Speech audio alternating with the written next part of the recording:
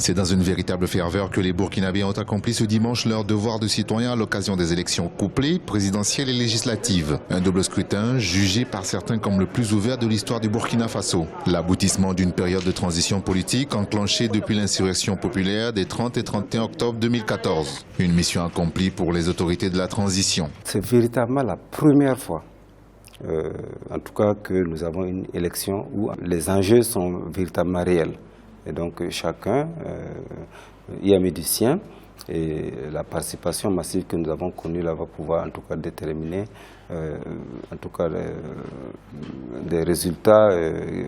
Le peuple aura choisi et véritablement personne ne pourra dire qu'il y a eu en tout cas dans cette élection-là une manipulation quelconque d'où qu'elle vienne. Donc je voudrais vous l'assurer que il n'y a pas eu de peur, non, les gens sont sortis sereinement, ils ont voté sereinement et nous attendons sereinement les résultats. Tout ne s'est pas fait sans difficulté. La transition burkinabé a opéré un vrai parcours du combattant. Certains défenseurs de la démocratie et de la légalité républicaine se sont particulièrement illustrés. Selon certains observateurs, une mention spéciale revient au président de la transition, à son premier ministre, mais surtout au peuple burkinabé. L'implication de tous les acteurs a été un fait majeur.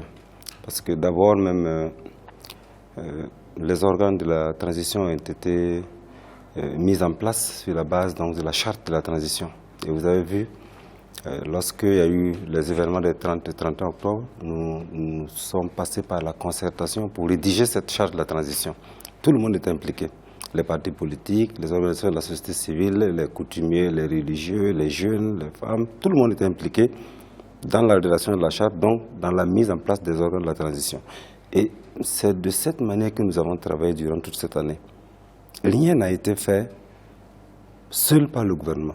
Malgré la bonne organisation de ce double scrutin, les défis demeurent. L'acceptation des résultats par tous les candidats en lice et la prise en compte du futur président des aspirations du peuple. Ce dernier, même doté d'une forte légitimité, sera très attendu sur les chantiers de la bonne gouvernance.